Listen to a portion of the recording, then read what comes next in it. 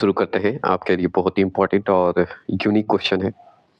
Biology का set 3 है, ये ध्यान रखना है। और टोटल 50 क्वेश्चन है और रेलवे, बीपीएससी, एसएससी जो भी एग्जाम की तैयारी करते हैं उनके लिए स्पेशली ये आया है मॉक टेस्ट।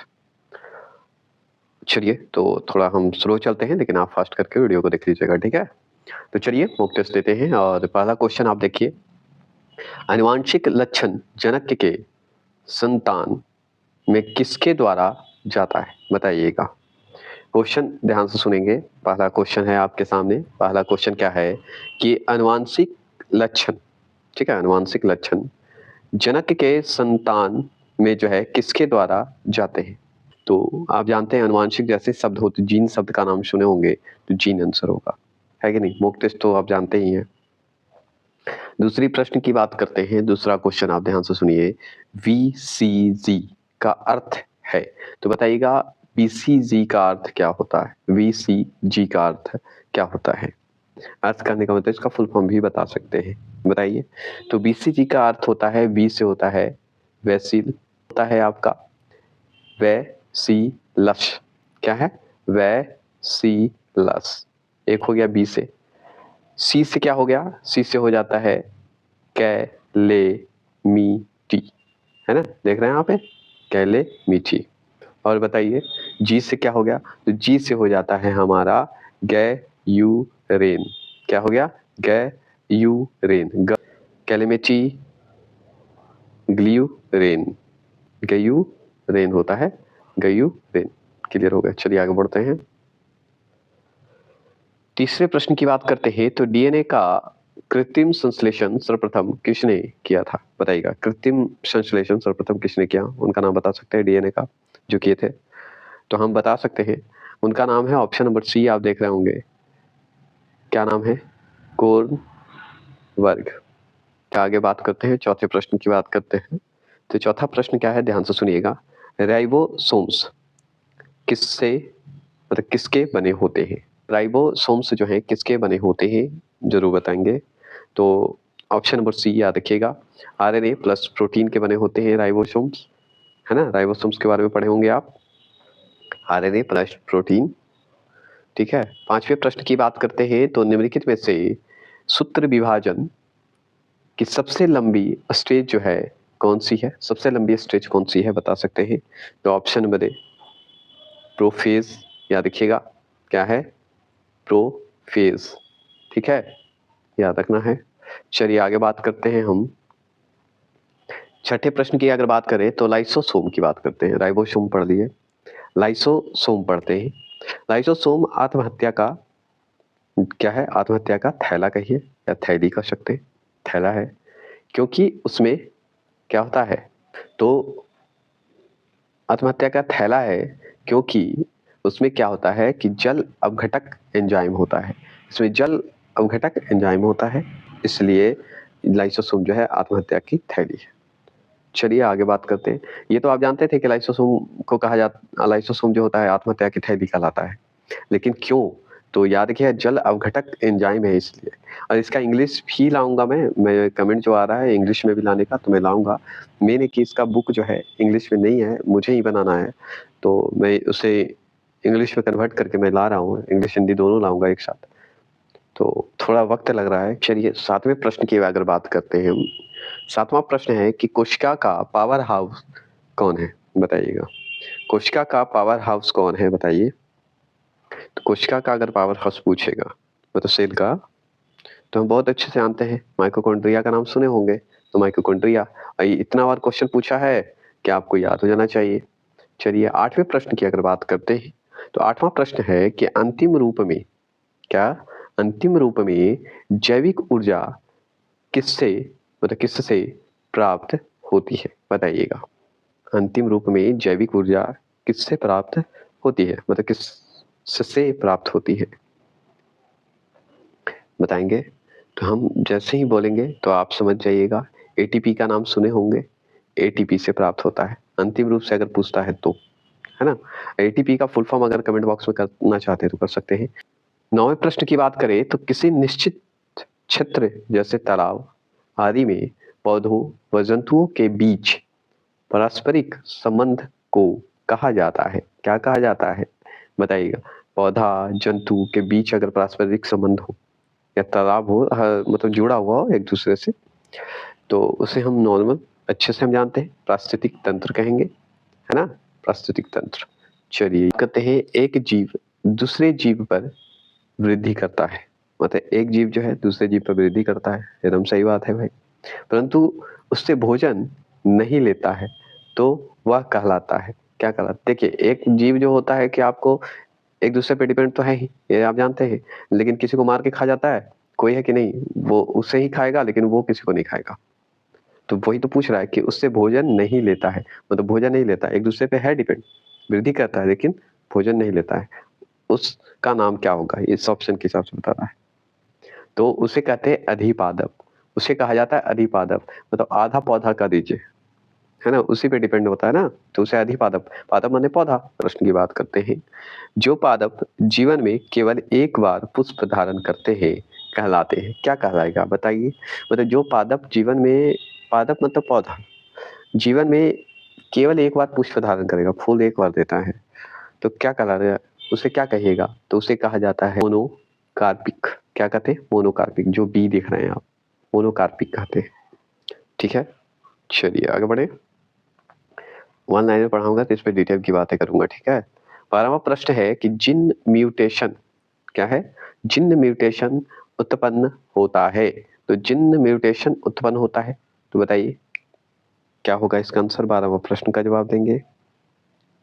तो ये होता है डी, ठीक है, क्या होता है डी, मतलब सुन लीजिए, डीएनए के जीनों के, जीनों याद रखिएगा, जीनों के क्रम में परिवर्तन से है, मतलब समझ, वही जीन म्यूटेशन उत्पन्न होता है, परिवर्तन होगा तभी तो, है ना, क्लियर बात। चलिए 13वां प्रश्न की अगर बात करूं मैं, तो भोजपत्र किससे मिलता है, तो भोजपत्र किससे मिलता है तो आप जानते हैं बेतुला की छाल से, ठीक है, किसकी छाल से, बेतुला एक होता है उसके छाल से मिलता है, बेतुला एक पेड़ टाइप का होता है, उसके बेतुला के पेड़ के छाल से मिलता है। 14 प्रश्न की बात करें तो लंबे रेशे कहलाते हैं, तो लंबे रेशे कहलाते हैं, क्या कहलाते हैं बताइए, तो ये क्या कहलाएंगे, डी लिंट, क्या कहलाएंगे, लिंट, क्या लग जाता है ना, आधा ना लगेगा, ठीक है, लिंट। 15वां प्रश्न है कि सिरका, ठीक है, सिरका का खट्टापन किसके कारण होता है, ठीक है, तो सिरका का खट्टापन अगर पूछे किसके कारण होता है, अगर कमेंट बॉक्स में चाहें तो कर सकते हैं।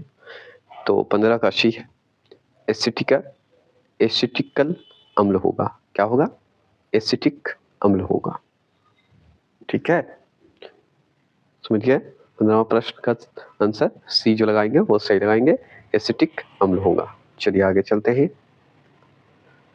16वां प्रश्न की अगर बात करें तो एडवर्ड जेनर ने खोज की थी, ठीक है, एडवर्ड जेनर ने खोज की थी, तो बताइएगा किसकी खोज की थी, बताइएगा।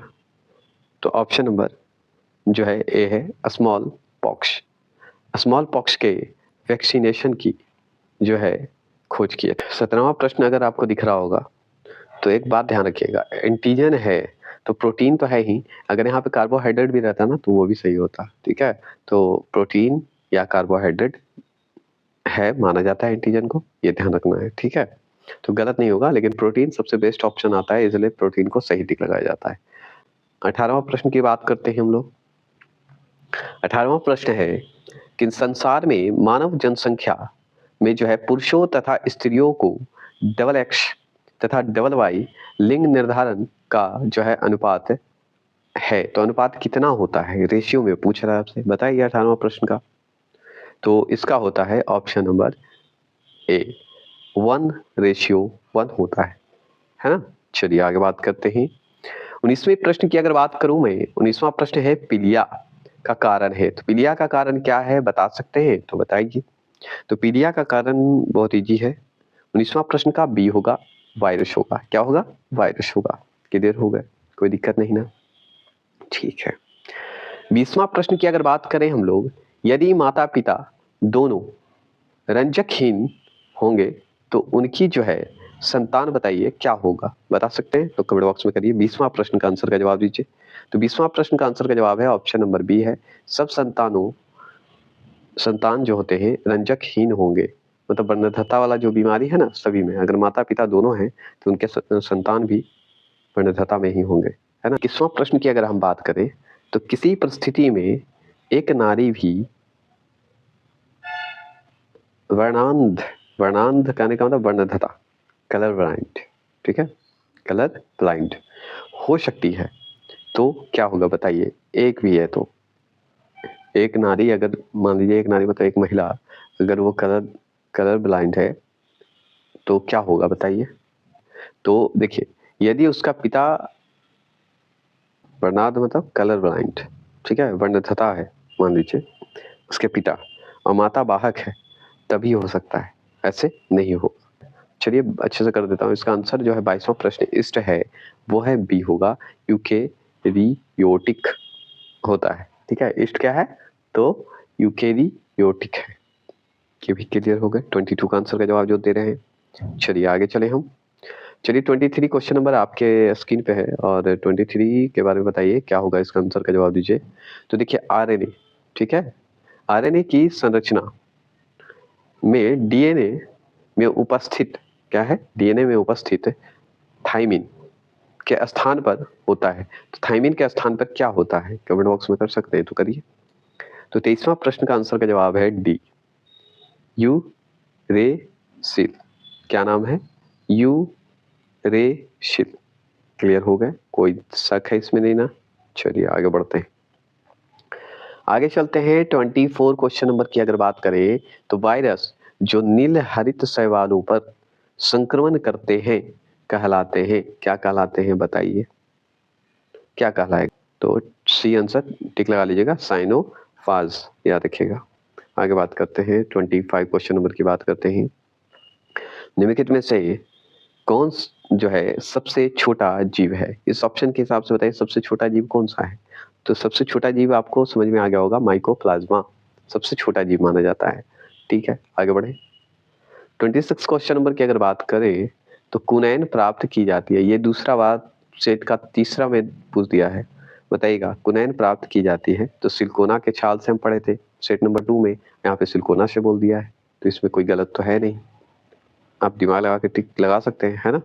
चलिए 26 का आंसर का जवाब भी आप दे दिए होंगे, बहुत इजी है। यहाँ पे थोड़ा सा क्वेश्चन मिट गया है 27 का, ध्यान से सिर्फ सुनिएगा कि नामकरण की द्विनाम पद्धति, ठीक है, बताइएगा जिसे नामकरण की द्विनाम पद्धति जो आप देख रहे हैं से क्लासिफिकेशन कहते हैं कि प्रस्तावक थे, कौन प्रस्तावक थे बता सकते हैं, यही तो पूछ रहा है, उनका नाम पूछ रहा है आपसे, बताइए बताइए नाम बताइए। 27 का आंसर का जवाब दीजिए।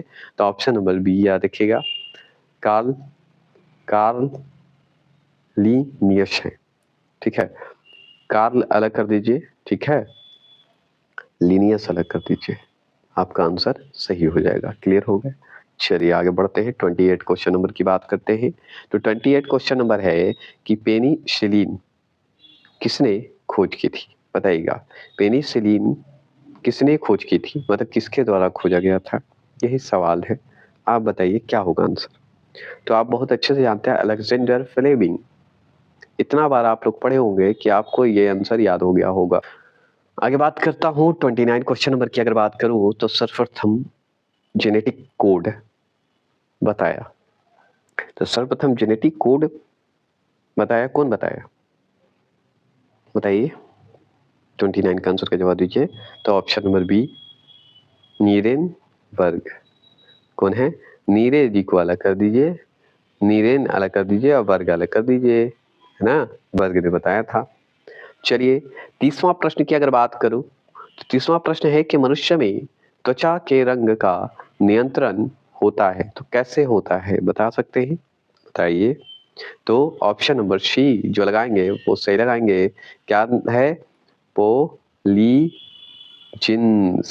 है ना, जिन्स द्वारा, समझ गए। चलिए आगे बढ़ते हैं। आगे बात करें तो 31वां प्रश्न, बाहरी आवाजों को इग्नोर करिएगा। 31वां प्रश्न है कि निम्नलिखित में से कौन सा शैवाल जो है अगर अगर निर्माण में प्रयुक्त किया जाता है, बताइएगा। अगर अगर निर्माण में प्रयुक्त किया जाता है, उसका आंसर का जवाब आप दीजिए। क्या होगा आंसर 31 का? तो ऑप्शन नंबर सी याद रखिएगा, जो लगाएंगे वो सही लगाएंगे। और क्या है? तो ग्रे सी ले रिया। क्लियर हो गए? तोड़ के मैंने बोल दिया कि नहीं? तो ग्रेसी लेरिया याद हो गया, अब तो बोलिएगा नहीं। 32 क्वेश्चन नंबर की अगर बात करें, ये सवाल पूछा इसलिए रिपीट किया मैंने। जेंथोफिल, ठीक है, जेंथोफिल है, तो जेंथोफिल क्या है, कैसा होता है बताइएगा, किस रंग का होता है, यही तो पूछ रहा है आपसे। बताइए 32 का आंसर का जवाब दीजिए। तो पीले रंग का होता है, ठीक है, पीले रंग का होता है। चलिए 33वां प्रश्न की अगर बात करते हैं, 33वां प्रश्न है एंटीबायोटिक क्लो, ठीक है, क्या है? क्लोरेलिन, ठीक है, प्राप्त होता है। बताइएगा क्या होगा आंसर इसका? बताएंगे 33 आंसर का जवाब दीजिएगा कि एंटीबायोटिक क्लोरेलिन प्राप्त होता है। तो किससे प्राप्त होता है बताइए? 33 का आंसर का जवाब दीजिए।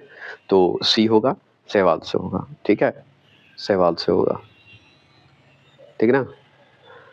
चलिए 33 का आंसर का जवाब शैवाल से होगा, ये सही आप आंसर लगाए। अब 34 का बात करते हैं।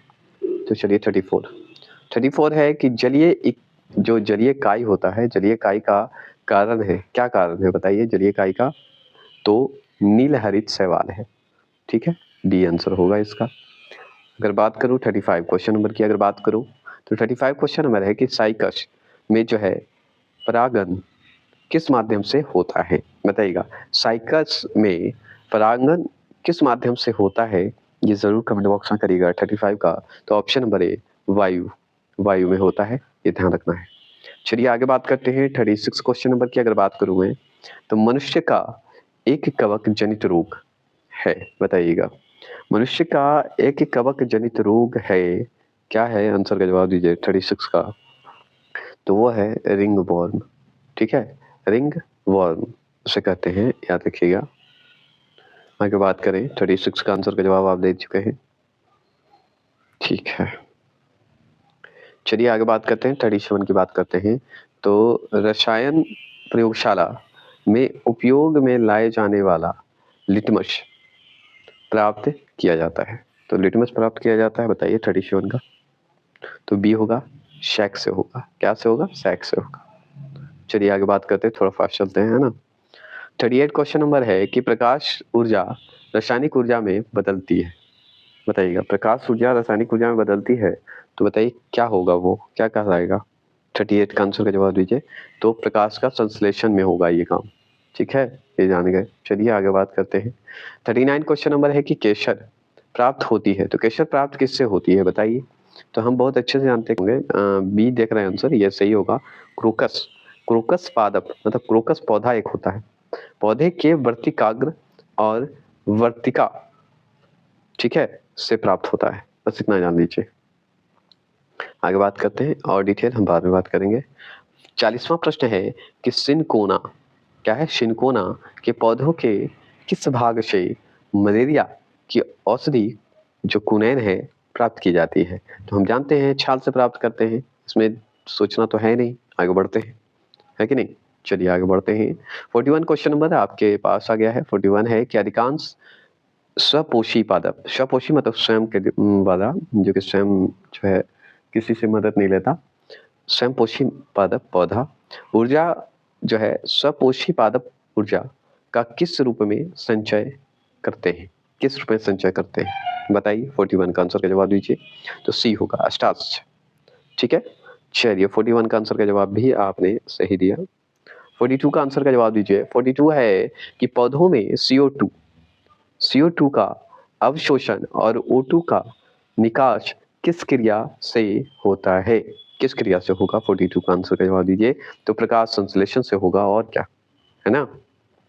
चलिए ये भी सही बात है।